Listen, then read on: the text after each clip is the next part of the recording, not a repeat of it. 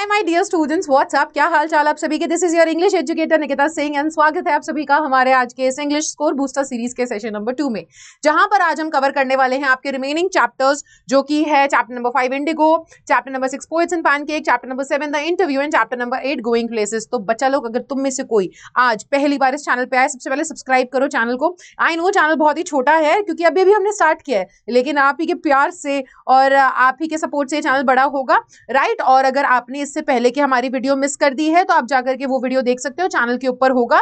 वो हमारा English score booster का सेशन नंबर 1 है, जिसमें बाकी के पहले के स्टार्टिंग के 4 चैप्टर्स मैंने डिस्कस किए हैं।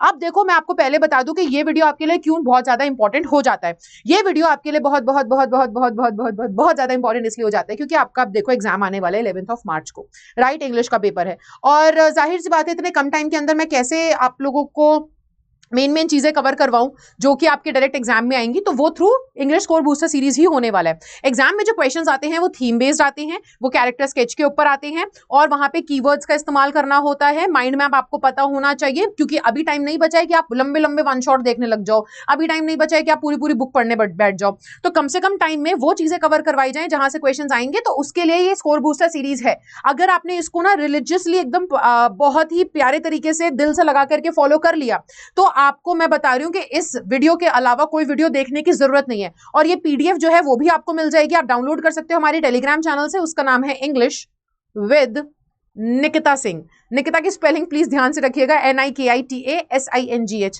यहां पर आपको मिल जाएगा हमारा ये टेलीग्राम चैनल पे पीडीएफ, या फिर आप मुझे इंस्टाग्राम पे भी फॉलो कर सकते हो @NIK.निकिता सिंह, NIKITASINGH। ठीक है, तो यहाँ पे आप सब मेरे से जुड़ सकते हो, आपके जो भी डाउट्स वगैरह हैं आप सब कुछ मेरे को बता सकते हो। आप लोगों का खास तौर पे बहुत अच्छे से ध्यान रखा जाएगा। तो वीडियो को जल्दी से शुरू करते हैं बिना किसी देरी के। तो बच्चों, सबसे पहले chapter number 5 which is Indigo, written by Louis सी, लिखा है यहाँ पे, इस पर प्लीज ध्यान ना दे, गलती होगी मुझसे।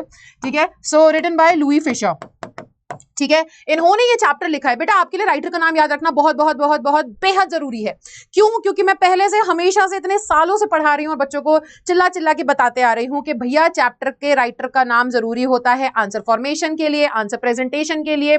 आप चाहे आंसर में 10-10 पेज भर के आ जाओ, लेकिन आंसर दमदार नहीं बनेगा जब तक छोटी छोटी रेलिवेंट इन्फॉर्मेशन उसके अंदर नहीं होंगी। तो वो छोटी छोटी रेलिवेंट इन्फॉर्मेशन आपको यहीं से मिलती है। राइटर का नाम प्लीज याद कर लो, छोटा सा एक चीज है, इसको नजरअंदाज ना करें। सो लुई फिशर ने ये चैप्टर लिखा है। अब अगर हम माइंड मैप पे आ जाए, तो माइंड मैप में ना मैं आप लोगों को बता देती हूँ एक बार कंप्लीटली कि चैप्टर में हो क्या रहा है, कहानी है क्या, ताकि आपको रिवाइज हो जाए।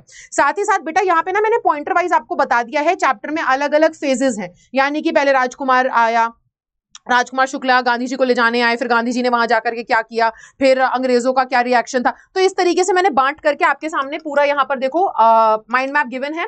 मैं आपको एक बार कंप्लीटली ना अच्छे से इसको रिवाइज करवा देती हूँ। सो कहानी जो है, कहानी है जाहिर सी बात है इंडिगो। इंडिगो का मतलब क्या होता है? इंडिगो ना बेसिकली कमर्शियल क्रॉप है। क्रॉप का मतलब आप जानते हो ना, जिसकी हम फसल खेती होती है। तो इंडिगो नील को बोलते हैं। ठीक है, तो अब ये डाई के लिए यूज होता है। तो इंडिगो की खेती हो रही थी हमारे देश पे। आप जानते ही हो, गांधी जी की बात हो रही है इस चैप्टर के अंदर, तो जाहिर सी बात है आपको पता ही होगा कि भैया ये उस जमाने की बात है जब अंग्रेज हमारे देश पे राज कर रहे थे। तो हुआ क्या ना कि अब देखो यार, ये अंग्रेजों ने ना बहुत ही ज्यादा अत्याचार किया। एक्चुअल में अंग्रेज हमारे ही घर में घुस करके, यानी कि हमारे देश में घुस करके हमारी ही जमीनों को हत्या करके कह रहे थे कि ये जमीन हम तुमको रेंट पे देंगे। भाई कितना बुरा लगता है यार इस तरीके से कि अगर कोई इंसान तुम्हारे घर में आ जाए और तुम्हारे कमरे में बैठ करके बोले कि भैया तुझे यहां बैठना है ना, तो तुझे पैसे देने पड़ेंगे। कितना गुस्सा आएगा। ऐसा ही कुछ हमारे देश में हो रहा था। अंग्रेज हमारे ही घर के अंदर, हमारे देश में आके हमारी ही जमीनों को हथिया लिया उन्होंने, और उसके बाद कह रहे हैं कि इस जमीन का इस्तेमाल करने का रेंट देना पड़ेगा। तो हो क्या रहा था ना, दिक्कत क्या थी कि एक्चुअल में बेटा आप कह सकते हो कि ना जमीनें थी। ठीक है, इसे हम एरेबल लैंड बोल रहे हैं चैप्टर में। एरेबल लैंड का मतलब है वो जमीन जहां पे खेती हो सकती है, विच इज एप्ट फॉर आप कह सकते हो फॉर इरिगेशन एंड क्या बोलते हैं यार, मैं वर्ड भूल रही हूँ, खेती को इंग्लिश में क्या बोलेंगे, फॉर फार्मिंग पर्पसेस।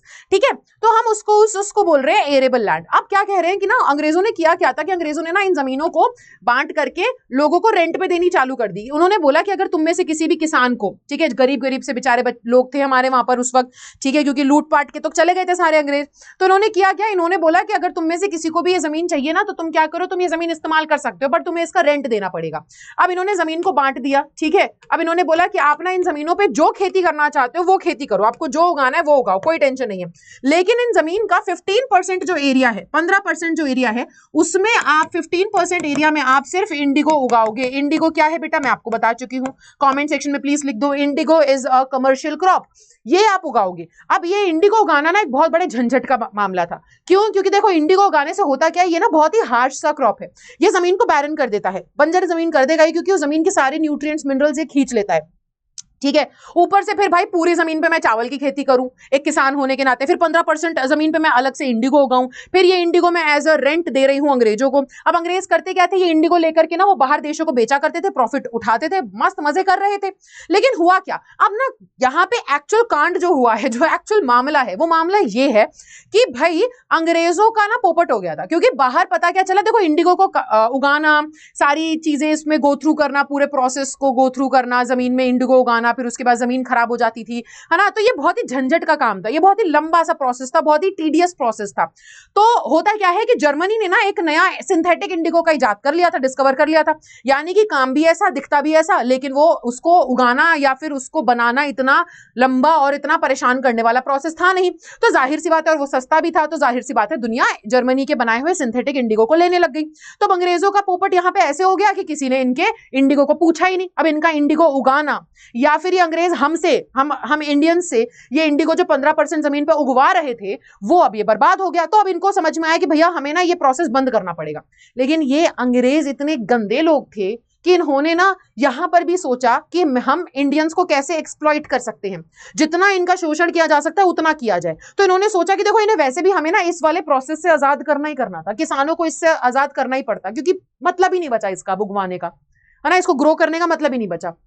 इन्होंने सोचा कि अब ना हम क्या करेंगे, इन्होंने लोगों को लूटने के लिए एक स्कीम रखी कि भैया देखो, अगर आप इस प्रोसेस से आजाद होना चाहते हो, इस झंझट वाले सिस्टम से आजाद होना चाहते हो, तो पैसे दो हमें, और पैसे देकर के आप आजाद हो जाओ इससे। तो बहुत सारे लोग ना परेशान थे, ये झंझट वाला सिस्टम था, तो उन लोगों ने जैसे तैसे जमीन जायदाद बेच करके, वैसे तो थे भी नहीं उन बेचारों के पास इतनी जमीन जायदाद, लेकिन जैसे तैसे इधर से कर्जा वर्जा उठा करके उन्होंने क्या करा, पैसे दिए अंग्रेजों को, और ये 15% वाला जो सिस्टम था इससे आजाद हो गए।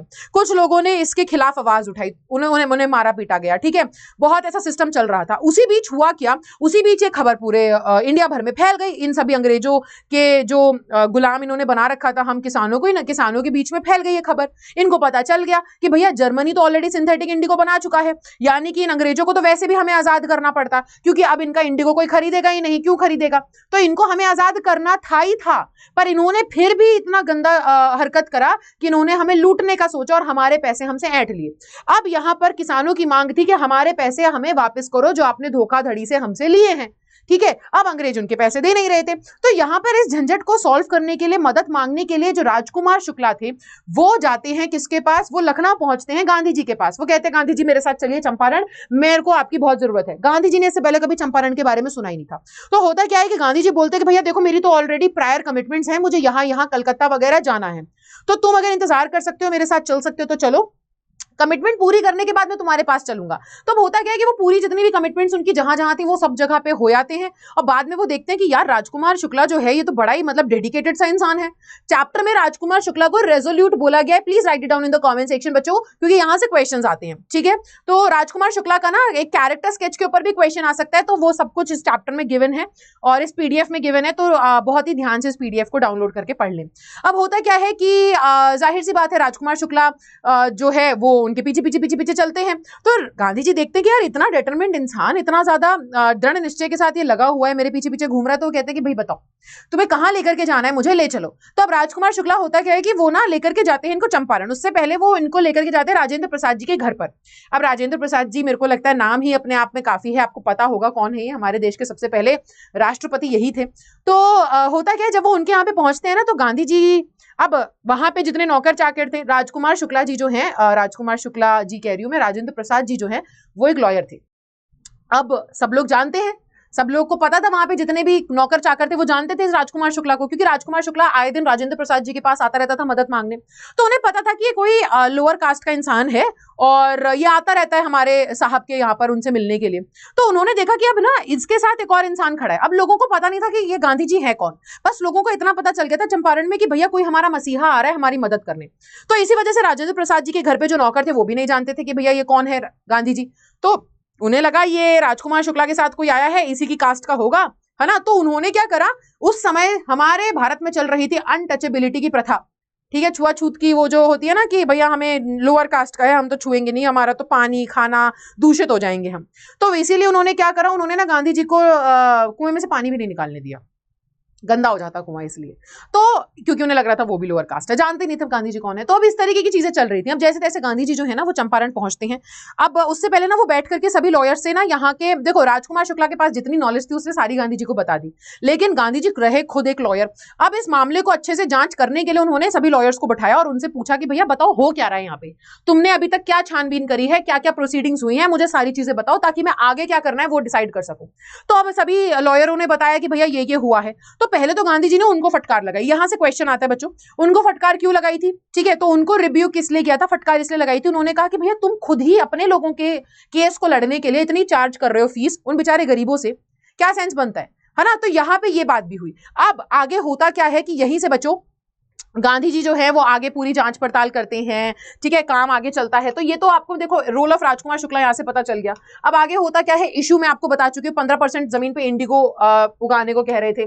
फिर गांधी जी कैसे चंपारण पहुंचे ये भी पूरा प्रोसेस यहाँ पर गिवन है। क्रोनोलॉजिकल जो क्रोनोलॉजी है वो आपको पता होनी चाहिए इस चैप्टर की। पहले गांधी जी कहाँ गए, फिर क्या हुआ। तो पहले मुजफ्फरपुर गए थे शुक्ला के साथ, ठीक है, वहां से जानकारी ली, फिर कृपलानी जी से डिस्कस किया, लॉयर से मिले, उन्हें डांटा भी, कि चाइड भी किया, डांटा भी उन्हें कि तुम इतनी फीस क्यों ले रहे हो। फिर पेजेंट्स से मिले, फिर उन्हें समझ में आया कि पेजेंट्स जो है ना उन लोगों का प्रॉब्लम क्या है कि वो डरे हुए हैं। प्रॉब्लम यह है कि उन बेचारे गरीबों को अंग्रेज के खिलाफ कंप्लेन करनी है और किसी अंग्रेज से अंग्रेज के ही खिलाफ कंप्लेन करें। ये बेचारे डरे हुए हैं, इसलिए अपनी आवाज नहीं उठा पा रहे हैं। इनको मुक्त करना है डर से इनकी आजादी दिलवानी है, तब जाकर के ये खुद अपने लिए आवाज उठाएंगे, इन्हें फिर किसी गांधी की जरूरत नहीं पड़ेगी। तो ये उन्हें समझ में आया था, ठीक है। अब होता क्या है कि अब आगे अगर हम देखें तो रोल ऑफ लॉयर्स क्या था। तो लॉयर्स वगैरह जो है, अब गांधी जी ने ना जैसे जैसे इनकी मदद करनी चालू करी, तो होता क्या है कि गांधी जी ने सभी लोगों से देखो पहले तो हमने ना एक केस वहां पे भी देखा था, जब गांधी जी को क्या हो गया था, गांधी जी को बुलाया गया था कोर्ट में। पहले तो क्या हुआ था, पहले तो ना गांधी जी को बोल दिया गया था कि भैया देखो, जैसे इनको पता चला अंग्रेजों को कि कोई इंसान आया है यहाँ पर और बड़ा जांच पड़ताल कर रहा है, इधर से उधर घूमता फिर रहा है, लोगों से पता कर रहा है कि यहाँ पे क्या केस हुआ है, तो तुरंत क्या करा अंग्रेज की सरकार ने, इनके पास एक खत भिजवा दिया और बोल दिया कि तुम ना चंपारण छोड़ करके चले जाओ। तो गांधी जी ने पहली बार वहां पे क्या करा, गांधी जी ने पहली बार वहां पे, ठीक है, डिसओबीडियंस या फिर नॉन ओबीडियंस आप कह सकते हो, कि वो पहला उन्होंने अपनी कदम उठाया था जहां पे उन्होंने क्या कर दिया था, आई डिसओबे। उन्होंने बोल दिया था कि मैं अब आपकी बात नहीं मानूंगा, मैं यहां से नहीं जा रहा। भाई मैंने ऐसा गलत क्या किया। तो जैसे इन्होंने ओबे करने से मना कर दिया था, उन्होंने सिविल डिसओबीडियंस जो है यहाँ पर मूवमेंट इनकी चालू हुई थी। इन्होंने सिविल डिसओबीडियंस में मना कर दिया था कि भाई मैं नहीं जाऊंगा ये जगह छोड़ करके। तो उसके बाद उनके ऊपर एक मुकदमा हुआ। गांधी जी ने पहले ही डिसाइड कर लिया था कि अगर मैं जेल चला जाता हूं कल को, तो पीछे से ना जो बाकी लोग हैं उन्हें क्या क्या करना होगा। तो वहां पे ना वो लॉयरों को बाकियों को डांटते भी हैं कि अगर मैं जेल चला गया तो तुम घर क्यों चले जाओगे, तुम लोगों को तो लड़ना चाहिए। तो तब उनको समझ में आता है कि भाई एक इंसान जो बाहर से आया है वो अगर हमारे लोगों के लिए इतना लड़ रहा है, तो हम तो यहीं के लोग हैं, हमारे खुद के लोग हैं ये, हम इनके लिए नहीं लड़ेंगे तो कौन लड़ेगा। तो वो कहते हैं कि ठीक है गांधी जी, आप जैसा कहेंगे वैसा होगा। गांधी जी बोलते हैं अगर मैं जेल चला गया तो तुमको पीछे से ये चीजें करनी होंगी, ताकि हमारा जो निरंतर प्रयास है ना आजादी के लिए और इन लोगों के न्याय के लिए, ये रुके ना, ठीक है। तो अब होता क्या है कि अगले दिन जब मोतीहारी की गली जो है वो इतनी खचाखच काली हो जाती है, यानी कि लोगों से इतनी खचाखच भर जाती है कि जब गांधी जी जाते हैं वहां पर मिलने के लिए कोर्ट में, जब उनकी पेशी होती है, उनको समन किया जाता है, तो उनके सपोर्ट में इतने हजारों लोग चलते हैं उनके साथ साथ कि भैया अगर तुमने हमारे हीरो को, हमारे चैंपियन को कुछ कहा तो हम वहां पे खड़े हैं। तो होता क्या है कि अब ना ये चीज देख करके अंग्रेज सरकार खुद डर जाती है। वो बोलती है कि भाई साहब इस इंसान के सपोर्ट में इतने लोग आए हैं, अगर हमने इसको कुछ बोल दिया तो ये लोग हम पे चढ़ जाएंगे, किसी ने पत्थर वत्थर उठा के मार दिया तो हमारा माथा फूट जाएगा, हम कुछ कर नहीं पाएंगे, इतनी भीड़ को कैसे काबू करेंगे, और भीड़ को तो जेल में भी नहीं डाल सकते। तो यहां से होता क्या है कि वो लोग ना कहीं गांधी जी को बोलते कि चलो ठीक है हमने आपको आजाद किया, हमने आपको जाने दिया। अब यहां से होता क्या है, गांधी जी ने और जोरों शोरों से पूरी जांच पड़ताल चालू कर देते हैं, सब कुछ होता है। और लास्ट में होता क्या है बच्चों, लास्ट में ना पूरी जांच पड़ताल होने के बाद देखो उन्होंने कैसे कैसे जांच पड़ताल करी थी, ये लिखा है। ब्रिटिश लैंडलॉर्ड एसोसिएशन पे जाकर के उन्होंने अप्रोच किया, कमिश्नर को जाकर के पूछा, ठीक है, फिर उन्हें मोतीहारी से भी सपोर्ट मिला था। फिर लास्ट में होता क्या है, आप लास्ट में बताएंगे कि कैसे उन्होंने ना लास्ट में जाकर के लोगों से उन्होंने, देखो यहाँ पे बेटा गिवन भी है, voice of conscience, convinces lawyers. उन्होंने लॉयर वगैरह को सबको अपने क्या कहते हैं इसमें, इस पूरे आप कह सकते हो कि मूवमेंट में इन्वॉल्व किया था। फिर लास्ट में होता है क्या है बेटा, लास्ट में जाकर के ना वो बोलते हैं कि भैया देखिए हमारे यहाँ पे हमारे साथ हुआ है धोखा और इसके खिलाफ मैं खूब सारे एविडेंस इकट्ठे करने को तैयार हूँ। तो वो बहुत सारे एविडेंस इकट्ठे कर लेते हैं, हर एक इंसान की गवाही ली जाती है, हजारों गवाहियां ली जाती हैं, तब जाकर के पता चल जाता है कि भाई हाँ अंग्रेजों ने करी तो है गड़बड़। ठीक है, प्रूफ इकट्ठे हो चुके हैं, सब कुछ उनके सामने आ चुका है कि भाई अंग्रेजों ने गड़बड़ करी है। तो फिर वो बोलते हैं महात्मा गांधी से कि आप बताइए कि हम कंपनसेशन देने को तैयार है, कितना कंपनसेशन आपको चाहिए। तो गांधी जी वहां पर अब क्या होता है बेटा, गांधी जी चाहते तो पूरा पैसा वहां से वापस मांग सकते थे। Very very very very very important question जो एग्जाम्स में आता है और पहले के सालों में भी आया है। गांधी जी चाहते तो पूरा पैसा मांग सकते थे, गांधी जी ने बोला 50% दे दो। तो अंग्रेजों ने थोड़ा सा और बोला कि हम 25% देंगे आपको पैसा वापस, उन्होंने बोला डन। क्यों उन्होंने 25% पैसे के लिए अग्री कर लिया? तो गांधी जी का ये कहना था कि देखो भाई 25% के लिए मैंने इसलिए अग्री करा क्योंकि मेरे लिए पैसा वापस आ रहा है वो जरूरी नहीं है, मेरे को अपने लोगों को, इस जनता को, इन गरीबों को ये बताना था या फिर इनके सामने ये चीज ऑब्वियस करनी थी कि देखो अगर तुम खड़े होगे और सही के लिए आवाज उठाओगे तो ये अंग्रेजों का गुरूर भी टूटेगा। तो इनका ये जो गुरूर टूट रहा है ना, ये 25% पैसे के साथ साथ इनकी जो ये अहंकार, ये जो झुक रहा है, ये मेरे लिए इंपॉर्टेंट है। तो वो ये बोलते हैं, इसलिए वो कहते हैं कि मैं 25% के लिए भी अग्री कर गया क्योंकि पैसा मेरे लिए इंपॉर्टेंट है ही नहीं, मेरे लिए इंपॉर्टेंट था इन लोगों को ये साबित करवाना। ठीक है, तो ये इनकी क्या हो जाती है बेटा, इस तरीके से battle of Champaran was won. लेकिन यहां पर बोलते हैं कि गांधी जी ना सिर्फ एक अच्छे लीडर नहीं है, बल्कि मतलब गांधी जी ने बहुत अच्छी लीडरशिप तो इस चैप्टर में दिखाई, पर सिर्फ इन्होंने पॉलिटिकल लीडर अच्छे नहीं है। ये पॉलिटिकल लीडर अच्छे क्यों नहीं है? क्योंकि आप बोलोगे कि सिर्फ और सिर्फ इन्होंने पॉलिटिकल तौर पे ही यहाँ के लोगों के बारे में नहीं सोचा, बल्कि इनके लिए इन्होंने हर एंगल से सोचा, इनके हाइजीन के बारे में, इनके एजुकेशन के बारे में, हर तरीके से इन्होंने इनके बारे में सोचा था। ठीक है, तो आप उन सब चीजों के बारे में भी यहाँ पर लिखोगे कि कैसे यहाँ पे टॉयलेट्स बनवाए गए थे, लोगों के बीमारियों के लिए डॉक्टर्स को बुलाया गया था, ये सब हुआ था। ठीक है, तो ये तो रहा माइंड मैप। अब थीम पे आ जाते हैं। चैप्टर की जो थीम है बच्चों वो है लीडरशिप। यहां पर हमें जो मेन थीम है वो चैप्टर की बेटा यही है, ये आपको पता होनी चाहिए, leadership shown by Mahatma Gandhi. ठीक है, कैसे उन्होंने जस्टिस इन लोगों के लिए दिलवाया, इन लोगों को जस्टिस, जो कि बेचारे ऑप्रेस थे, जो कि पीड़ित थे। ठीक है ना, तो आप ये सब बताओगे। और इंडिगो चैप्टर जो है यहाँ पे इफेक्टिव लीडरशिप के ऊपर फोकस कर रहा है कि कैसे इफेक्टिव लीडरशिप अगर है तो वो कैसे बड़ी से बड़ी प्रॉब्लम जो है वो सॉल्व कर सकती है बिना किसी को चोट पहुंचाए। तो ये आपका यहाँ पे चैप्टर का थीम है। कैरेक्टर स्केच पर अगर आ जाए तो बेटा गांधी जी का कैरेक्टर स्केच अगर हम देखें तो पॉइंटर्स लिखे, क्वालिटीज लिखिए, please go through it once. वो लॉयल्टी और कमिटमेंट को अप्रिशिएट करते हैं, वो अंडरस्टैंड करते हैं इशू को, है ना, और जाकर के कृपलानी जी से मिलते हैं, लॉयर्स से मिलते हैं, पेजेंट से मिलते हैं, तब जाकर के इशू को अच्छे से समझने की कोशिश करते हैं कोई कदम उठाने से पहले। फिर क्या करते हैं, लोगों से कनेक्ट करते हैं। ठीक है, सिविल डिसोबीडियंस प्लान को ऑर्गेनाइज करते हैं। बहुत ही फेयर लीडर बोला गया है हमारे गांधी जी को, क्योंकि उन्होंने क्या करा, इन्होंने लॉयर्स का भी सपोर्ट हासिल किया, विजनरी भी थे ये एक। ठीक है ना, इन्होंने सोशल सोसाइटी को भी इंप्रूव करने का सोचा चंपारण की। ठीक है, कल्चरल बैकवर्डनेस को भी हटाया चंपारण में, तो इन सब चीजों के लिए काम किया था। तो ये हमारे गांधी जी की क्वालिटीज हो जाती है बच्चे। राजकुमार शुक्ला, भैया कैसे राजकुमार शुक्ला एक रेजोल्यूट इंसान उसको बोला गया, इस पे क्वेश्चन आ जाता है, please have a look at it. Rajkumar Shukla एक पुअर इमेसिएटेड शेयर क्रॉपर था। शेयर क्रॉपर हम किसको बोल रहे हैं? शेयर क्रॉपर वो सभी के सभी आपके किसान हो जाएंगे जो 15% वाले सिस्टम में फंसे हुए थे। शेयर क्रॉपिंग का मतलब क्या है कि तुम ना एक ही जमीन पर आधा तो अपना खुद का कोई क्रॉप उगा रहे हो और आधी जमीन पर या 15% जमीन पर आप दूसरे का कोई क्रॉप उगा रहे हो। तो शेयर क्रॉपिंग मतलब साथ साथ में क्या कर रहे हैं, दो क्रॉप्स उगाए जा रहे हैं और एक क्रॉप को जैसे कि इंडिगो उसको एज अ रेंट दिया जा रहा है। तो जो लोग इस सिस्टम में फंसे हुए थे वो सारे शेयर क्रॉपर कहलाते थे। ठीक है, अच्छा बेचारा बहुत ही ज्यादा क्या कहते हैं, वैसे तो अनपढ़ था, इलिटरेट था, लेकिन फिर भी एडमेंट था। एडमेंट यानी कि अटल, अपने निर्णय पर टिका हुआ था।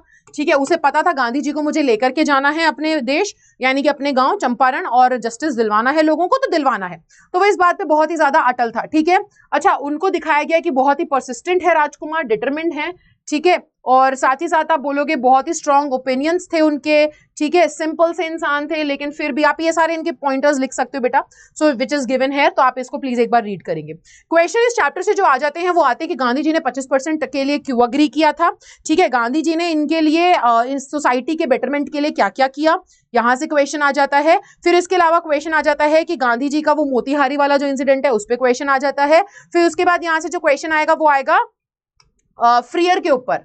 ठीक है, मैं आपको दिखा देती हूँ यहाँ पर जो क्वेश्चन आएगा कि उन्होंने चार्ल्स एंड्रयूज को, सॉरी फ्रीयर नहीं, एंड्रयूज को उन्होंने क्यों बोला कि हमें उसे रोकने की जरूरत नहीं है, तो आप बताओगे कि गांधी जी ने ना, आखिर में क्या हुआ था, जितने भी लॉयर वगैरह हैं वो सारे आए थे कि अरे गांधी जी आपका ये एक बहुत ही तगड़ा वो है, फॉलोअर है, ये आपके ये जा रहा है, पर ये ना अंग्रेज है, आप अगर इसे रोकोगे तो ये रुक जाएगा और हमारी तरफ से ना अंग्रेजों के खिलाफ लड़ने को तैयार हो जाएगा। गांधी जी ने मना कर दिया था। गांधी जी ने बोला कि मेरे को किसी अंग्रेज की जरूरत नहीं है अंग्रेजों से लड़ने के लिए। अगर मैं अंग्रेजों से लड़ने के लिए एक अंग्रेज को ले आऊंगा तो मेरी जनता क्या सोचेगी, वो सोचेंगे कि भैया हम में तो इतनी ताकत है ही नहीं कि हम लड़ सकें, तो इसलिए हमें इसकी जरूरत नहीं है, इन्हें जाने दीजिए। ठीक है, नमस्ते करते हैं उनको और उनको बाय बाय बोल देते हैं, क्योंकि वो चाहते हैं कि अब हम इंडियंस को ये समझा सके, भारतीयों को ये समझा सके कि तुम खुद में काबिल हो अंग्रेजों से लड़ने के लिए, किसी अंग्रेज को नहीं लाने की जरूरत हमें। ठीक है, यू आर स्ट्रॉन्ग इनफ। तो यहाँ पे ये भी इक्वेशन आ जाता है। अब अगला जो है हमारे पास है पोएट्स एंड पैनकेक, बेटा ये वाला chapter which is written by Ashoka Mitran. इस चैप्टर से क्वेश्चन ज्यादा आते नहीं है क्योंकि हमने पिछले साल में इस चैप्टर से इतने क्वेश्चंस को देखा नहीं है। ठीक है, तो फिर भी यहाँ से जो क्वेश्चंस आते हैं वो हम डिस्कस करेंगे। उससे पहले हम एक बार क्या करते हैं बेटा, एक बार हम माइंड मैप देख लेते हैं। तो ये जो चैप्टर है ना अशोका मित्रन का, ये अशोका मित्रन ने ना खुद एक बुक लिखी थी, माय डेज विद बॉस। ठीक है, उस बुक से एक चैप्टर लिया गया है जिसमें वो जेमिनी या फिर जेमिनाई स्टूडियोज के बारे में बात कर रहे हैं। ठीक है, अब यहाँ पर ना बात पोएट्स एंड पैनकेक्स का मतलब क्या है, ये जो पूरा चैप्टर है ये एक्चुअल में बात कर रहा है कहीं ना कहीं कुछ पोएट्स के बारे में जो कि जेमिनाई स्टूडियोज में थे और वो कविताएं लिखा करते थे, स्क्रिप्ट्स लिखा करते थे। और पैनकेक नाम की एक बहुत ही फेमस ब्रांड थी जो कि मेकअप की ब्रांड थी, जैसे कि आजकल के जमाने में लेक्मे या मेबेलिन चलती हैं, तो उस जमाने में पैनकेक नाम का एक मेकअप ब्रांड हुआ करता था जिसका बहुत ज्यादा इस्तेमाल होता था। आप लोग कह सकते हो कि मूवीज वगैरह या शूटिंग के दौरान लोगों का मेकअप करने के लिए। और वो बताते हैं कि कैसे पैनकेक का ना लोग ओवर यूज कर लिया करते थे और सुंदर बनाने की जगह लोगों को और ज्यादा हिडियस बना दिया करते थे, लोग बहुत ही बुरे भद्दे दिखते थे। लेकिन वो कहते हैं कि शायद इसलिए इतना ज्यादा मेकअप किया जाता था क्योंकि शायद इतना ओवर मेकअप कैमरे पे जाकर के नॉर्मल लगता होगा, तो इसलिए मे बी ओवर मेकअप किया जाता होगा। तो अब ये सारी बात होती है यहाँ पर। ठीक है, अब इन सब के अलावा वो बताते कि कैसे एक हायरार्की फॉलो हो रही थी, है ना, मेकअप डिपार्टमेंट में भी। यानी कि एक बहुत ही बढ़िया मेकअप आर्टिस्ट जो है वो मेन एक्टर एक्ट्रेसेस का मेकअप करेगा, फिर उसका असिस्टेंट जो है वो सेकंड लीड का जो इंसान, सेकंड मतलब लीड तो आप समझ रहे हो ना, मेन एक तो मेन कैरेक्टर्स होते हैं और फिर उसके बाद जो सेकंड मोस्ट इंपॉर्टेंट पर्सन है उसका मेकअप कर रहा है कौन, उसका मेकअप कर रहा है उसका असिस्टेंट, फिर असिस्टेंट का भी असिस्टेंट मेकअप करेगा कोई बाकी जनता का। और लास्ट में वो बोलते हैं कि ऑफिस बॉय था एक जो कि क्या करता था, जो कि पूरी जब आउटडोर शूटिंग होती थी, जब भीड़ के साथ शूटिंग करनी होती थी, तो वो ना ये पैनकेक का जो मेकअप ब्रांड है इसका घोल बना करके लोगों के चेहरे पे ऐसे थप थप करके मेकअप थोप दिया करता था। ठीक है, तो ये सब चीजों के बारे में बात हो रही है। इस हायरार्की को आप याद रखिएगा बेटा, यहां से भी क्वेश्चन आ जाता है, राइट। ठीक है, तो अब यहाँ पर ना हायरार्की यहाँ पर गिवन भी है। ठीक है, यहाँ पर बात हो रही है ऑफिस बॉय के बारे में, कैसे वो स्लैप कर दिया करता था ये पूरा मेकअप, इसको पेंट बोला जा रहा है कि पेंट थोप दिया जाता था लोगों के ऊपर। ठीक है, सो इन सब चीजों के बारे में बात हो रही है। अब यहाँ पर बोल रहे हैं कि कैसे ये जो हमारे ऑथर साहब है यानी कि अशोका मित्रन है, ये एक पोएट है। ठीक है ना, अब यहाँ पर हमें साथ ही साथ बेसिकली आप बोल सकते हो कि देखो एक राइटर भी है, ये एक पोएट तो नहीं, हमारे जो अशोका मित्रन है एक राइटर है, उन्होंने खुद बुक लिखी है। बट ये बोल रहे हैं कि जो ऑफिस बॉय था ना, ऑफिस बॉय सुब्बू से बड़ा चिढ़ता था, क्योंकि वो क्या था ना, वो जो ऑफिस बॉय है वो एक्चुअल में यहाँ पर एक एक्टर बनने आया था, एक्टर स्क्रीन राइटर या कुछ, लेकिन उसे कुछ नहीं मिला। यहाँ पर वो एक ऑफिस बॉय बन के रह गया है। 40 साल की उम्र का आदमी है जिसको ऑफिस बॉय बोला जाता है, उसका काम कुछ है नहीं ऑफिस में, वो सिर्फ शूटिंग जब आपकी क्राउड शूटिंग होती थी उसमें वो पेंट लगाता था लोगों के मुंह पे, मतलब मेकअप करता था। उसके अलावा पूरे दिन बैठ करके हमारे अशोका मित्रन का दिमाग खाता था। अशोका मित्रन का काम था कि बस आपके न्यूज़पेपर में से क्लिपिंग्स कट कर करके एक फाइल बनाना। लोग उनको आकर के ना कभी भी जब मन होता था इनके ऑफिस में आकर के इन्हें बोलते थे क्या काम कर रहे हो, ये तो कुछ काम ही नहीं होता, कुछ काम करो असली। ठीक है, इस तरीके के उन्हें ताने दे दिया करते थे, है ना। यहाँ पर लिखा हुआ है कि न्यूज़पेपर कटिंग्स उन्हें करनी होती थी। ठीक है, अब सुब्बू जो है, सुब्बू एक ब्राह्मण था। ठीक है ना, तो सुब्बू जो है क्योंकि ब्राह्मण था तो उसके पास एक अपर हैंड था। ठीक है, अपर हैंड था यानी कि उसे ना, और वो कहीं ना कहीं क्या है, कहीं ना कहीं सुब्बू जो है इनके जो बॉस हैं, ठीक है, उनका फेवरेट भी था। तो अभी वो यही बता रहे हैं कि होता क्या है यहाँ पर कि सुब्बू के पास ना एक अपर हैंड था कहीं ना कहीं। देखो वैसे तो सुब्बू बहुत ही रिसोर्सफुल इंसान भी था, बहुत ही टैलेंटेड भी था। सुब्बू को देख करके अपने आप लगता था भैया ये फिल्म मेकिंग के लिए ही बना है आदमी, क्योंकि अगर कभी पिक्चर बन रही है, कोई डायरेक्टर है, उसे कोई सीन समझ में नहीं आ रहा कि ये सीन हम कैसे शूट कर सकते हैं, तो सुब्बू के पास इतने आइडियाज होते थे कि एक सीन को शूट करने के लिए 4 आइडिया निकाल करके दे देता था, और अगर हमारे डायरेक्टर को कोई आइडिया पसंद ना आए तो वो और अलग 40 आइडिया निकाल करके दे दिया करता था। तो इसलिए लगता था कि भाई सुब्बू बना ही पिक्चरों के लिए। पर देखो फिर भी ऑफिस बॉय इन सब चीजों को नहीं मानने वाला, वो तो ये मानता था कि सुब्बू करता है चाटुकारिता। सुब्बू क्या है, सुब्बू चापलूसी करता है, इसी वजह से उसे ना क्या मिला है उसे, इसी वजह से इतने रोल्स वगैरह मिलते हैं, और वो इसीलिए इनके जो बॉस है ना, उनका क्या है, उनका इतना खास है। ठीक है, सो वो बोल रहे हैं कि सुब्बू का ना एक तो क्या है, एवरीवन लव्ड सुब्बू, सुब्बू को लोग पसंद करते थे क्योंकि बहुत ही फ्रेंडली था, आओ भगत बहुत करता था लोगों की, है ना, खातिरदारी बहुत करता था। ठीक है, तो ये सारी चीजें यहाँ पर बात होती है। उसके अलावा वो बात करते हैं यहाँ पे पोएट्स के बारे में, जिनको ड्रीमर्स बोला जाता है। ठीक है, यहाँ पे एक लॉयर भी था, जिस लॉयर ने एक अच्छी खासी हीरोइन का करियर खत्म कर दिया था, क्योंकि वो हीरोइन जो है वो एक दिन गुस्से में आ गई और वो चिल्लाने लग गई लोगों पे, तो उसने चुपचाप कैमरा ऑन कर दिया और सारा सब कुछ रिकॉर्ड कर लिया, और जब वो शांत हुई तो उसको वो वीडियो दिखा दी। अब वो बेचारी शर्म में आ गई, वो बोले कि यार मैं इतना गंदा दिख रही हूँ, इतने गंदे तरीके से मैं लोगों पे चिल्ला रही हूँ, एकदम इलिटरेट की तरह, अनपढ़ लोगों की तरह ऐसे चिल्ला रही हूँ मैं, कितना गंदा लग रहा है। तो उसने उसके बाद करियर ही अपना ड्रॉप कर दिया। तो यहाँ पे लॉयर के बारे में भी बात हुई है बेटा।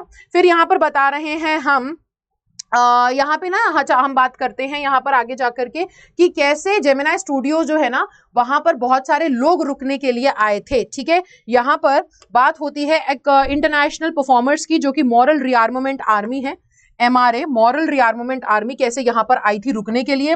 ठीक है, वहां के लोग थे, वो जब आए थे यहाँ पर तो उनके ना कुछ सीन्स थे, वो जिस तरीके से अपनी शूटिंग करते थे, जिस तरीके से उनके नाटक चलते थे, तो वहां से ना हमारे बहुत सारे लोगों ने उनको क्या किया था, उनके जो नाटक वगैरह करने का तरीका था उसको अपने काम में अपना लिया था। यानी कि जब भी मॉरल रीआर्ममेंट आर्मी कोई प्ले करती थी तो उनका जो स्टार्टिंग था प्ले का, जिसमें वो सनराइज और सनसेट दिखाते थे, स्टार्टिंग में सनराइज, प्ले के एंड में सनसेट दिखाते थे, सेम इन्होंने इंस्पायर होकर के जेमिनी स्टूडियो वालों ने सेम चीज अपने भी नाटकों में चालू कर दी थी कि जब पिक्चर या कोई नाटक शुरू हो रहा है तो वो सनराइज दिखाते थे, पिक्चर या नाटक खत्म हो रहा है तो सनसेट दिखाया करते थे। तो ये बहुत यहाँ पे क्या हुए थे, बहुत ही ज्यादा यहाँ से इंस्पायर हुए थे। फर्दर होता क्या है कि एक बताते हैं हमारे अशोका मित्रन की, स्टीफन स्पेंडर नाम का एक आदमी है, वो हमारे यहाँ पर एक बार ना भाषण देने के लिए आया था, लेकिन उसकी भाषा हमें समझ नहीं आ रही थी और ना ही वो हमारी भाषा समझ आ रही थी उसको, तो हम समझ नहीं पा रहे थे कि कौन आदमी है, क्यों आया है यहाँ पर, क्या बोलना चाह रहा है, किसी को भी कुछ समझ में नहीं आया। लेकिन सालों बाद हमारे अशोका मित्रन जब जॉब छोड़ चुके थे, एक दिन वो निकल रहे थे गली से, तब उन्हें किताब मिल गई, उन्होंने उस किताब में देखा तो पता चला कि स्टीफन स्पेंडर के द्वारा लिखी हुई किताब थी, और ये वही आदमी है जो हमारे जेमिनी स्टूडियो में सालों पहले आया था और शायद इसी बुक के बारे में बात करने आया था। तो ये हमारा पूरा चैप्टर हो जाता है बेटा। चैप्टर की थीम अगर हम यहाँ पे बोले तो थीम क्या है, थीम है बेसिकली यहाँ पर ना कास्टिज्म जो है उसके बारे में बात हो रही है कि अर्ली 20th सेंचुरी में कैसे कास्टिज्म बहुत ज्यादा फॉलो किया जाता था। सुब्बू कहीं ना कहीं अपर क्लास का था तो उसे बहुत सारी अपॉर्चुनिटीज मिल रही थी। ठीक है, कैसे ऑफिस बॉय उससे चिढ़ता था इस चक्कर में, तो ये सब चीजों के बारे में यहाँ बात हो रही है। कहीं ना कहीं ये भी बताया जा रहा है कि कैसे हायरार्की वगैरह फॉलो हो रही थी हमारे मेकअप डिपार्टमेंट में, तो इन सब चीजों के बारे में यहाँ बात हो रही है। मैं दोबारा से बोल रही हूँ बेटा, इस चैप्टर से ना बहुत क्वेश्चन आते नहीं है, राइट, इतने क्वेश्चंस नहीं पूछे जाते। अगर मैं इंपॉर्टेंट चैप्टर की लिस्ट बनाऊं तो ये चैप्टर उस लिस्ट में नहीं होगा। तो मैं ये बोलूंगी कि इस चैप्टर को छोड़ना नहीं है, इस चैप्टर से ना कुछ चीजें लर्न कर लो, जैसे कि राइटर का नाम लर्न कर लो, चैप्टर की थीम याद कर लो और कैरेक्टर स्केच याद कर लो। ठीक है, कैरेक्टर स्केच मैं आपको बता देती हूँ। सबसे पहले यहाँ पे कोथामंगलम सुब्बू, ये है सुब्बू। ठीक है, इनके बारे में अगर हम जाने तो सुब्बू जो है इसको दिखाया गया कि ऐसा आदमी जो कि जेमिनी स्टूडियो के अंदर काफी इसकी इज्जत करी जाती थी। ठीक है, साथ ही साथ बोल रहे कि ये ब्राह्मण परिवार में पैदा हुआ था, तो इसी वजह से इसको बहुत ज्यादा वो मिली, ठीक है, सपोर्ट मिला, इसे जेमिनी स्टूडियो में नंबर 2 माना जाता था बॉस के बाद। ठीक है, इसके कॉन्टैक्ट्स बहुत अमीर लोगों के साथ थे, बहुत ही कूल, काम सा, कंपोज सा आदमी था। ठीक है, और आप बता सकते हो कि कभी भी ना आपने इसको खुश नहीं, आप हमेशा इसे खुश देखोगे, आप कभी इसे सैड या अनहैप्पी नहीं देखोगे, लोग इसे बड़ा पसंद करते थे। तो ये हमारे सुब्बू के बारे में कुछ चीजें हैं। उसके अलावा ऑफिस बॉय के बारे में बात करी जाए तो ऑफिस बॉय एक 40 साल का आदमी है, ठीक है, जिसको जेमिनी स्टूडियो में रखा गया है, जो कि एक मेकअप आर्टिस्ट है। भीड़ की जब शूटिंग होती है तब भीड़ के ऊपर मुंह पे मेकअप करता है। ठीक है, और वो बहुत जलता है सुब्बू से, जेलस ऑफ सुब्बू।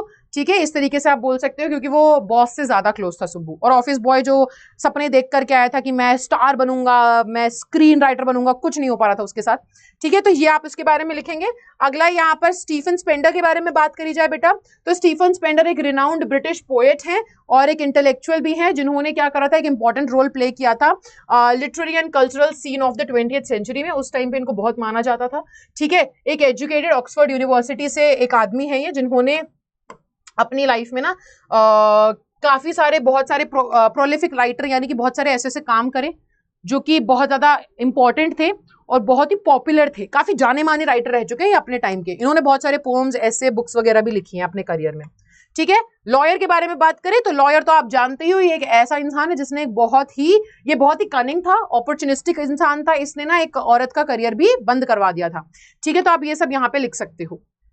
प्लीज इसे गो थ्रू करेंगे। Chapter number 7 the interview which is written by Christopher Silvester. यहां से क्वेश्चंस आ जाते हैं। अब मैं आपको बताऊंगी यहाँ से क्वेश्चंस किस टाइप के आते हैं, मतलब इतना भी इंपॉर्टेंट चैप्टर नहीं है, बट हाँ यहाँ से क्वेश्चंस आ जाते हैं बेटा।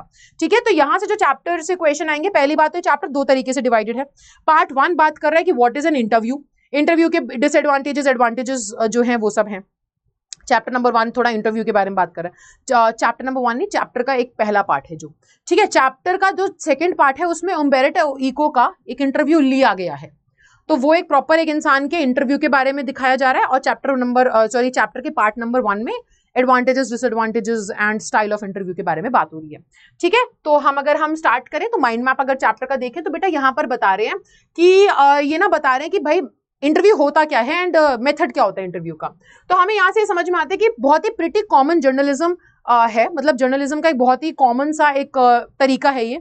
ठीक है, इंटरव्यू एक ऐसा तरीका है जिसके थ्रू आप ना अपने स्टार्स या अपने चहीते लोगों के बारे में जान सकते हो। फॉर एग्जांपल, आई तो लव विराट कोहली, तो मेरे को अगर विराट कोहली के बारे में कुछ जानना है तो मैं इंटरव्यूज देखूंगी उनके, और वहां से मुझे पता चलेगा उनकी लाइफ के बारे में कुछ।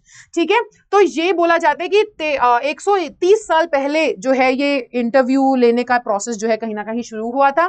ठीक है, अब वो बोल रहे कि बहुत सारे लोग ना इसको अच्छा मानते हैं, लेकिन बहुत सारे लोग इसको अच्छा नहीं भी मानते। लोग कहते हैं कि ये ना एक तरीके से अनवारंटेड इंटरफेरेंस है उनके लाइफ में, कि भैया आप ना, देखो इंटरव्यू में होता क्या है कि कोई भी इंसान के पास जो इंटरव्यू ले रहा है उसके पास पावर आ जाती है कि वो इंटरव्यूई यानी कि जो इंटरव्यू दे रहा है उससे कुछ भी सवाल कर सकता है। तो वो कहते हैं कि भाई देखो, अगर हम लाइव कभी कैमरा पे बैठे और कोई भी इंसान कुछ भी सवाल पूछ ले तो उस समय पे हम क्या जवाब दें, क्या बोलें, क्या ना बोलें, ये बड़ा हमारे लिए मुश्किल हो जाती है। तो एक इंसान क्या करता है ना, हमारे लिए इंटरव्यू, वो लोगों का मानना है कि उनके लिए ना क्या है कि कोई भी हमारी जिंदगी में घुसपैठ कर ले रहा है बिना हमारी इजाजत के, कुछ भी सवाल हमसे पूछे जा रहे हैं, कुछ भी किया जा रहा है, तो वो लोग इंटरव्यू को इतना अच्छा नहीं भी मानते। ठीक है ना, कुछ लोग बहुत अच्छा भी मानते हैं इसको। तो इस चैप्टर से हमें यही समझ में आता है कि इंटरव्यू जो है एक बहुत ही लास्टिंग इंप्रेशन बना सकता है।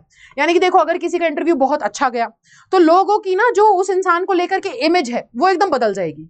और वहीं पर अगर किसी एक अच्छे इंसान के साथ आपने ऐसा इंटरव्यू ले लिया जहां पे बहुत ही कंट्रोवर्शियल क्वेश्चन पूछ लिए, तो वो जो आंसर दे रहा है उस इंटरव्यू में, उसके बेसिस पे लोग उसे लंबे समय तक याद रखेंगे। और अगर इंटरव्यू अच्छा नहीं किया तो लोग उसको लंबे समय तक गालियां भी देंगे, ऐसा भी होता है, राइट। तो वो यही बता रहे कि इंटरव्यू क्या है, इंटरव्यू ने एक लास्टिंग इंप्रेशन छोड़ देता है। ठीक है, और बल्कि वो ये भी बोल रहे हैं कि when we make perceptions about a particular person, the original identity of their soul is taken away. वो कह रहे हैं कि भाई देखो, अब होता क्या है, एक इंसान को ना हम पर्सनली तो जानते नहीं है, हम एक इंटरव्यू के बेसिस पे उसको जज कर लेते हैं। तो होता क्या है कि उसकी ना एक्चुअल में जो आइडेंटिटी है, उसकी आइडेंटिटी को हम इस तरीके से जज कर रहे हैं। देखो यहाँ पे क्या लिखा है, original identity of their soul. वो इंसान जो है उसको वो ना सोचते हुए उसकी जिंदगी के एक छोटे से हिस्से के इंटरव्यू के बेसिस पे आप जज कर रहे हो। तो ये भी इंटरव्यू के बारे में लोगों का मानना है। अब बेटा आगे बताया जाता है कि कैसे ना लोगों के अलग अलग ओपिनियंस हैं इंटरव्यू को लेकर के।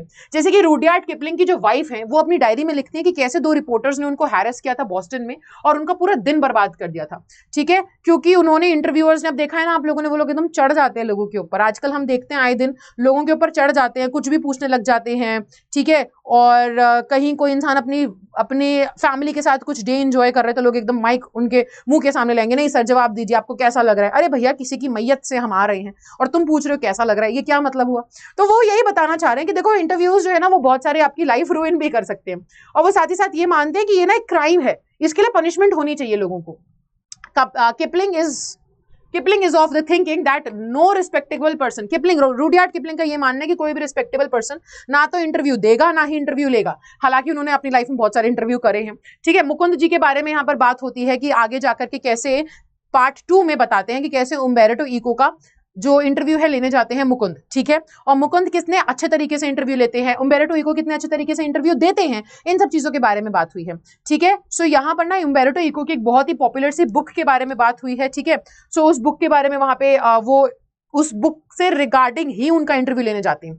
उम्बेर्टो इको के बारे में आपको कुछ पता होना चाहिए बेटा। यूनिवर्सिटी ऑफ ब्लोना इन इटली से वो मतलब वहां पे वो एज अ प्रोफेसर काम करते हैं, लेकिन उनको वो अपने आप को मानते हैं कि भाई देखो मैं एक प्रोफेसर हूं जो कि अपने खाली टाइम में लिखना पसंद करता है। मैं एक राइटर नहीं हूं, ठीक है, मैं हूं तो एक प्रोफेसर ही, बस अपने खाली टाइम में मैं काम करना पसंद करता हूँ, लिखना पसंद करता हूँ। वो इसको ना इंटरस्टाइसिस बोलते हैं। इंटरस्टाइसिस का मतलब होता है कि लाइफ में जो हमारे पास एम्प्टी स्पेसेस होती हैं, ठीक है, वो कह रहे हैं कि इस पूरे दुनिया में ना बहुत सारी एम्प्टी स्पेस है, एटम्स के बीच में बहुत सारी एम्प्टी स्पेस है। अगर उस पूरी एम्प्टी स्पेस को हम हटा दें तो हमारी पूरा ब्रह्मांड एक मुट्ठी तक में सीमित रह जाएगा। तो वो कह रहे हैं कि अब जैसे कि अगर मैं किसी इंसान का इंतजार कर रहा हूँ, वो इंसान मेरे घर पे आने वाला है, तो मैं घर पे बैठ करके सिर्फ उसका इंतजार करूंगा खाली, वो खाली टाइम को मैं अच्छे से यूटिलाइज कर सकता हूँ किसी तरीके से। तो उसी को वो बोलते हैं कि ऐसे ही टाइम को यूटिलाइज करके मैं लिखना पसंद करता हूँ, मैं सैटरडे संडे अपने वीकेंड्स पे लिखना पसंद करता हूँ, है ना। और इसी तरीके से उन्होंने अपनी एक बुक भी लिखी थी, ठीक है। तो इन सब चीजों के बारे में वो बात करते हैं और फिर वो बताते हैं कि द नेम ऑफ द रोज उनकी बुक का नाम है एक्चुअल में, ठीक है। वो बताते हैं कि कैसे ये जो नॉवल है इसके 10 मिलियन से भी ज्यादा कॉपीज बिक चुकी हैं, और इसकी सक्सेस का राज वो जब पूछते हैं उम्बेर्टो इको से, तो उम्बेर्टो इको बोलते हैं भैया मुझे भी नहीं मालूम कैसे इतनी सक्सेसफुल हो गई। शायद इसका टाइमिंग बहुत सही है कि मैंने जिस टाइम पे ये बुक पब्लिश करी तो लोग ना नॉर्मल किताबें पढ़ पढ़ के इतने बोर हो गए थे कि उनको एक इंटरेस्टिंग और थोड़ी मुश्किल किस्म की किताबों को पढ़ने का शौक उनके अंदर आ चुका होगा, और इसी वजह से शायद ये बुक मेरी फेमस हो गई, क्योंकि इसके अंदर मेडिवल टाइम की बात भी हो रही है, ठीक है। इसके अंदर बहुत सारी चीजों को मैंने मिक्स किया है, तो बहुत ही अच्छे से इसकी जो कहानी है उसको प्रेजेंट किया गया है। शायद इस वजह से ये बुक फेमस हुई है, बाकी इनको खुद को भी नहीं पता कि बुक ऐसे इतनी फेमस हो कैसे गई, ठीक है। इन सब चीजों के बारे में बात होती है बेटा, ठीक है। वो बोलते हैं कि मैं एक नॉवेलिस्ट नहीं हूं, ठीक है, दैट अदर्स, लोग उनको एक नॉवेलिस्ट मानते हैं, एक स्कॉलर नहीं मानते, पर वो कहते हैं कि मैं तो अपने आप को एक स्कॉलर ही मानता हूं, ठीक है। सो इन सब चीजों के बारे में बात हुई बेटा, आप इसको प्लीज एक बार रीड कर सकते हैं, गो थ्रू इट वंस। और देखो लास्ट में लिखा है ना, the reason for the success of the novel remains a mystery, वो नहीं जानते, मिस्ट्री अभी उनके लिए कि ये नॉवल सक्सेसफुल हो कैसे गई। चैप्टर की थीम के बारे में अगर हम बात करें तो theme of the chapter is reaction and views of celebrities. यहाँ पे बात हो रही है कि इंटरव्यू को लेकर के लोगों का क्या रिएक्शन है, क्या उनके व्यूज हैं, इस चीज के बारे में बात हो रही है। यहाँ पे बता रहे हैं कि फेमस पर्सनालिटीज का क्या मानना है, ठीक है, इंटरव्यू को लेकर के। तो please go through it once. कुछ लोग इसे क्रुएलिटी बोलते हैं, कुछ लोग इसको अप्रिशिएट करते हैं, तो इन सब चीजों के बारे में इस चैप्टर में बात हुई है, ठीक है। सेकंड स्टोरी है, वो उसकी थीम क्या है, सेकंड स्टोरी की थीम ये है कि बेटा एक एक्चुअल इंटरव्यू आपको दिया गया है, ठीक है। एक एक्चुअल इंटरव्यू के थ्रू आपको बताया जा रहा है कि भाई उम्बेर्टो इको का इंटरव्यू लिया गया, और क्वेश्चंस यहाँ से जो आते हैं ना वो यही आते हैं कि भाई मुकुंद आपको क्या लगता है, according to you value based questions आएंगे कि आपको क्या लगता है, और कॉम्पिटेंसी बेस्ड क्वेश्चंस आएंगे, आपको क्या लगता है मुकुंद एक अच्छा इंटरव्यूअर था, गिव रीजंस। उम्बेर्टो इको क्या एक अच्छे इंटरव्यूई थे, गिव रीजंस। सो ये आएगा आपको चैप्टर से ही क्वेश्चंस उठाने पड़ेंगे, या इंसिडेंट्स उठाने पड़ेंगे, एविडेंस उठाने पड़ेंगे कि उन्होंने बहुत अच्छे से हैंडल किए क्वेश्चंस, मुकुंद ने बहुत अच्छे से क्वेश्चंस पूछे, उसने उनको टाइम दिया बोलने का, ये सब आप पॉइंटर्स लिख सकते हो, ठीक है। अच्छा, कैरेक्टर स्केच अगर हम देखें, उम्बेर्टो इको ये है बेटा, इनके बारे में अगर हम जाने तो आप जानते हो कि ये ना एक इंटेंस लव फॉर राइटिंग अपने अंदर रखते हैं, ठीक है, और साथ ही साथ आप कह सकते हो कि एक स्कॉलर हैं जो बुक्स भी लिखना पसंद करते हैं। उम्बेर्टो इको एक ऐसे आदमी है जो बहुत ओपन माइंडेड हैं, एक्नॉलेज करते हैं इंटरव्यूज को अच्छे से, और वो ये नहीं मानते कि इंटरव्यू जो है अनलॉफुल है या इम्प्रॉपर है, ऐसा उनका कुछ भी मानना नहीं है, ठीक है। आप ये सारी चीजें लिखोगे तो humour, sense of humour and everything, ये सारी चीजें आप यहाँ पर मेंशन कर सकते हो, ठीक है। अच्छा, अब हमारा लास्ट चैप्टर जो है going places, which is written by A.R. Barton, ये बात कर रहा है दो लड़कियों के बारे में, जेंजी और सोफी। एक लड़की, यहाँ पर देखो बेटा, ये चैप्टर के बारे में मैं आपको थोड़ा बताऊं, यहाँ से क्वेश्चंस आ जाते हैं, सैंपल पेपर में भी यहाँ से क्वेश्चन दिया था। तो यहाँ पे ना एक्चुअल में रियलिटी वर्सेस आप कह सकते हो एक्सपेक्टेशंस के बारे में बात हो रही है। एक हम बोलते हैं ना आजकल इंस्टाग्राम पे बड़ा ये टर्म चलता है, रियल वर्सेस रील, राइट। ये टर्म बड़ा चलता है आजकल इंस्टाग्राम पे, रियल वर्सेस रील। तो यहाँ पर रियल कौन है, जेंजी, और रील वाली दुनिया, रील से मेरा मतलब है कि जैसे इंस्टाग्राम पे सबकी दुनिया सबकी लाइफ बहुत ही खुशहाल, हैप्पी, एकदम perfect, picture perfect life portray करी जाती है, तो वैसे ही सोफी जो है वो ख्यालों की दुनिया में रहती है, जो कि एकदम अपनी लाइफ को पिक्चर परफेक्ट सोच के चल रही है, जो सोच रही है उसकी लाइफ में कुछ भी प्रॉब्लम्स नहीं आने वाली, लाइफ जो है उसके लिए एक पाथ होगा जो कि फूलों से भरा हुआ होगा। लेकिन जेंजी वहीं पर रियलिटी जानती है, जो जानती है कि भाई देखो इतनी सारी चीजें हमारे लिए ना पॉसिबल है नहीं, सारे सपने हमारे पूरे हो जाए। वो रियलिटी को जानती है कि सोफी का तय है कि वो बिस्किट फैक्ट्री में ही काम करने वाली है, बट वहीं पर सोफी रील वाली जिंदगी में जी रही है। वो सोच रही है कि नहीं, मैं जो सोच रही हूँ, मेरे को फैशन डिजाइनर बनना है या मेरे को एक्ट्रेस बनना है, तो वो सब कुछ पॉसिबल है इस लाइफ में, है ना। तो यहाँ पे यही पोर्ट्रे हो रहा है, कैसे रियलिटी ठीक है। एक लड़की जो है वो बहुत ही ज्यादा रियल है, वो जिंदगी में वास्तविकता से जुड़ी हुई है, और एक लड़की सोफी जो है वो सपनों की दुनिया में रहती है और वास्तविकता से कोई मतलब ही नहीं है उसका। सो ये चैप्टर इस चीज के बारे में बात करता है, राइट। आगे अगर हम बढ़े तो यहाँ पर माइंड मैप देखें चैप्टर का, तो बेटा जो चैप्टर का माइंड मैप है वो यही है। सोफी जो प्रोटैगनिस्ट है, यानी कि सोफी हमारी यहाँ पर मेन पर्सन है, हीरोइन है हमारे चैप्टर की, ठीक है। एक बहुत ही मतलब देखो मिडिल क्लास फैमिली से बिलोंग करती है वो, उसका डिसेंट सा हाउस है, मतलब ठीक ठाक घर है, कोई इतने अच्छे परिवार से नहीं है वो। उसको पता है कि उसके पास इतना पैसा नहीं है कि वो अपने सपनों को इतना अच्छे से पूरा कर सके, ठीक है। स्कूल से निकलने के बाद ना उसको पता है कि उसे एक बिस्किट फैक्ट्री में ही काम करना है, लेकिन फिर भी वो इस चीज को मानने को तैयार नहीं है। वो अपने ही खुद के रोमांटिक नेचर की है, अपने खुद की असली जो जिंदगी है ना उससे भागते भागते उसने अपनी लाइफ में एक क्या कर लिया है, उसने अपने मन में ना एक परसेप्शन बना लिया है कि भैया मैं तो एक्टर भी बन सकती हूँ, और उसमें तो ज्यादा काम भी नहीं करना होता, मैं तो फैशन डिजाइनर भी बन सकती हूँ, खुद का बुटीक भी खोल सकती हूँ। अरे भाई सोफी, इतना आसान नहीं होता ये सब करना, राइट। आपको अपनी रियलिटी से जुड़ा हुआ होना जरूरी है। देखो सपने देखना अच्छी बात है सपने देखना अच्छी बात है, लेकिन वो सपने सिर्फ और सिर्फ बंद आंखों से देख रहे हो जिसका कुछ भी रियलिटी से नाता ही नहीं है, वो अच्छी बात नहीं है। आप सपने देखो, बट उसी बीच आप याद रखो कि आपकी रियलिटी क्या है, और उस रियलिटी को ध्यान में रखते हुए आप सपने देखो और सोचो कि फिर उन सपनों को पूरा कैसे किया जा सकता है। क्योंकि आप कुछ भी सोच ले रहे हो दिमाग में कि भाई मेरा बुटीक होगा, मेरे पास BMW होगी, और तुम घर पे पड़े हुए हो और तुम्हारे पास अभी एक साइकिल तक खरीदने के पैसे नहीं है, तो बेटा how is it going to be possible, right. तो बस वही है ये कहानी, है ना। तो आपको इसी चीज के बारे में यहाँ पे बताया जा रहा है। यहाँ पे हमें देखने को मिल रहा है कि कैसे ना सोफी जो है वो बहुत ही तगड़ी फैन है डैनी कैसी की, और कैसे डैनी कैसी को लेकर के हीरो वर्शिप। देखो टीनेज ईयर्स में होता है कि ना, जब हम टीनेजर्स होते हैं खासतौर पे लड़कियां वगैरह, तो हम लोग के ना एक एक कोई ना कोई हमारा ऐसे फैन होते हैं हम किसी ना किसी के। लड़कों के लिए भी होता होगा, लड़के अधिकतर जो फैन होंगे वो होंगे यहाँ पे बहुत सारे धोनी के फैन, कोई होगा रोहित शर्मा का फैन, कोई किसी का फैन, कोई किसी का फैन, है ना, राइट। तो हम ना उनको बहुत ज्यादा फैंटेसाइज करने लग जाते हैं कि और यार मतलब स्टाइल हो तो धोनी जैसा, है ना, कैप्टन कूल, ये वो। बहुत सारे लोग BTS को फॉलो करते होंगे, आई डोंट नो मतलब आप किस किस के फैन हो, तो हम उनके जैसा स्टाइल कॉपी करने लग जाते हैं, राइट। लड़कियों के लिए क्या होता है, लड़कियां भी कहीं ना कहीं बहुत ज्यादा किसी ना किसी को अगर अपना हीरो मान चुकी होंगी, आइडल मान चुकी होंगी, तो हम ना एक अलग ही दुनिया बना लेते हैं, जैसे सोफी ने करा। और ये अधिकतर टीनेजर्स के साथ होता है। सोफी एक अलग ही दुनिया बना चुकी है, जो कि रियलिटी से ले देना उसको कुछ है ही नहीं। सोफी मान चुकी है कि वो झूठ जो वो दूसरों को बोलना चाह रही थी, उस झूठ को वो खुद ही सच मान बैठी। सोफी थोड़ी सी है यहाँ पे अटेंशन सीकर, आपको समझना पड़ेगा।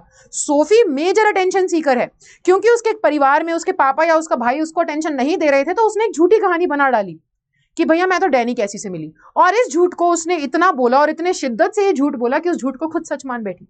उसने जो झूठ बनाया था कि मैं डैनी कैसी से मिली, वो मेरे से मिलने आया और उसने मेरे को एक डेट पे आस्क आउट किया, वो सच मान बैठी, और सच में चली गई वहां पर इंतजार करने के लिए कि भाई जैसे सच में ही डैनी कैसी उसके पास मिलने आने वाला है, जैसे सच में ही डैनी कैसी ने उसे डेट के लिए पूछा हो। ये हो रहा है सोफी के साथ, राइट। सो इसी चीज के बारे में चैप्टर में बात हुई है। She is so much obsessed with ऐसा स्टार से, डैनी कैसी से इतना ऑब्सेस्ड है और इतना अटेंशन उसको चाहिए कि वो अपने झूठ को खुद ही सच मान बैठी है, ठीक है। सो पॉइंट वाइज समरी अगर हम देखें तो यहाँ पे ना एडोलेसेंट माइंड और फैंटेसी और रियल वर्ल्ड के बीच में बताया जा रहा है कि कैसे सोफी फैंटेसी में रह रही है और कैसे जैनजी रियल वर्ल्ड में रह रही है। जैनजी कहीं ना कहीं उसे बताती भी है कि सोफी यार थोड़ा सा देख अपनी जिंदगी को, इतने सपनों की दुनिया में रहना अच्छा नहीं है ना, क्योंकि जब वो बबल फटेगा, जब सपनों की दुनिया से तुम बाहर आओगे तो रियलिटी एक्सेप्ट नहीं कर पाओगे, तो रियलिटी से जुड़े हुए रहो। तो इन सब चीजों के बारे में बेटा यहाँ पर बात हो रही है, ठीक है। You can go through it once. जॉफ जो है वो हमारी सोफी का बड़ा भाई है, ठीक है, और वो इतना कुछ क्या कहते हैं मतलब ऐसा एक मैकेनिक के यहाँ पे एज अप्रेंटिस काम करता है, एज एन असिस्टेंट काम करता है वो, ठीक है। और वो उसको बहुत एडमायर करती है, सोफी जॉफ को बहुत एडमायर करती है, और वो बस ये सपने देखती रहती है कि कभी मैं जॉफ के साथ घूमने जाऊंगी। तो जैसे हम बचपन में नहीं होता था, अभी शायद तुम लोग भी ऐसा सोचते होगे या बचपन में सोचा करते होगे कि यार बचपन की जिंदगी कितनी बेकार है, बड़े हो जाएंगे तो मजे ही मजे, मम्मी पापा कहीं जाने के लिए रोकेंगे टोकेंगे नहीं। अरे भाई बड़े होने के बाद की रियलिटी अलग होती है। हम चाहते हैं बड़े होने के बाद कि अरे मम्मी कहीं भी तो मुझे जाने के लिए मना करो। अगर हमारे फ्रेंड्स हमारे साथ प्लान बना ले और अगर वो बोले कि हाँ भाई आज शाम को चल रहे हो घूमने, तो हमें अपनी मम्मी से बोलना पड़ता है कि मम्मी मना कर देना, है ना, प्लीज मम्मी मना कर देना। हमें अपने दोस्तों को बोलना पड़ता है कि हाँ भाई मम्मी से पूछता हूँ, एंड देन मम्मी को जाकर के बोलते मना कर दो इसको, नहीं मुझे जाना प्लीज मना कर दो, हाँ भाई देख मेरी मम्मी मना कर रही है। और बचपन में कहीं ना कहीं हम यही सोचते थे कि यार मम्मी हमें कहीं बाहर जाने नहीं देती। तो बेटा रियलिटी जो है ना वो बहुत अलग है। हम जब जैसे यहाँ पे सोफी है वो सोच रही है कि उसके भाई की जिंदगी बहुत अच्छी है, जब हम छोटे थे हम सोचते थे बड़े होके बहुत मजे हैं, पर बड़े होके पता चलता है कि भाई बचपन ही अच्छा था। तो यही कुछ हमारी सोफी और जॉफ के साथ हो रहा है, डैनी केसी के बारे में देखें तो आयरिश यंग फुटबॉल प्लेयर है वो, ठीक है, और इसी को हमारी सोफी बहुत ज्यादा आइडियलाइज करती है, हीरो मानती है अपना। सोफी के डैड के बारे में देखा जाए बेटा, यही जो है ना, यही आपका थोड़ा बहुत कैरेक्टर स्केच भी यही हो जा रहा है, ठीक है। तो कैरेक्टर स्केच हम अलग से डिस्कस नहीं करेंगे, यही आपका कैरेक्टर स्केच हो जाएगा। सोफी के डैड बहुत ही स्ट्रांग है, बहुत प्रैक्टिकल हार्ड वर्किंग इंसान है, बहुत ही मतलब उनकी शक्ल से पता चल रहा है कि बहुत साइंस ऑफ लेबर पता चल रहा है कि बहुत कड़ी मेहनत करके आते हैं, ठीक है। उनके पास एक बहुत ही छोटा सा हम्बल सा घर है, कोई इतना अच्छा घर उनके पास है नहीं, ठीक है। और इन्हीं सब चीजों के बारे में बात हो रही है। सोफी के पापा जानते हैं कि सोफी कितना झूठ वूठ बोलती है, तो वो उसकी बातों में आते भी नहीं है, ठीक है। अच्छा, यहाँ पर अगर हम देखें थीम क्या है बेटा, तो थीम यही है आपकी adolescent fantasising and hero worship. हम कैसे ना हमारे जो हीरोज होते हैं उनको कितना ज्यादा वर्शिप करने लग जाते हैं, जैसे कि सोफी डैनी कैसी को वर्शिप करने लग जाती है कि हाँ डैनी कैसी ऐसा, डैनी कैसी वैसा, और सच मान बैठती है। और एडोलेसेंट फैंटेसाइजिंग क्या होता है कि जब हम बच्चे होते हैं तो हम सोचते हैं अरे यार बड़े लोगों की जिंदगी कितनी मौज की है यार, पैसा ही पैसा है, जहां जाओ वहां जाओ। बड़े होके पता चलता है पैसा कमाने के लिए कितनी मेहनत करनी पड़ती है और फिर जाने का मन ही नहीं करता है कहीं और बाहर। तो यही सब चीजों के बारे में, इस चैप्टर के बारे में बात हुई है। यहाँ पे चैप्टर जो है वो एस्केपिज्म के बारे में भी बात कर रहा है कि कैसे अपने रियलिटी से बचने के लिए हम दिमाग में एक सपनों की दुनिया में रहने लग जाती हैं, ठीक है बेटा। So this was the chapter. Thank you so much everyone. I hope you really enjoyed the class, the session. English Score Booster series is the ultimate series for you guys if you're planning to score 80 out of 80 in your class 12th English board exams, ठीक है। और साथ ही साथ इसका part 1 already channel पे uploaded है, and next video के अंदर सिंगल वीडियो में इंग्लिश स्कोर बूस्टर सीरीज की सिंगल वीडियो में कंप्लीट पोइट्री सेक्शन आपका कंप्लीट करवा देंगे हम। तो please subscribe the channel. PDF आपको मिलेगी हमारे टेलीग्राम चैनल पे, इंग्लिश विद निकिता सिंह जिसका नाम है। You can follow me on Instagram as well @NIK, मैं यहाँ पे लिख देती हूँ @NIK.Nikita Singh is my Insta handle. आप मुझे यहाँ पे भी फॉलो कर सकती हैं, राइट, ठीक है। तो या प्लीज मुझे बताइएगा और आपको किस टाइप की वीडियोस चाहिए, मोस्ट इंपॉर्टेंट क्वेश्चंस भी आपके लिए करवा दिए जाएंगे। So I will see you then, तब तक के लिए बाय बाय बच्चा लोग, take care, thank you so much.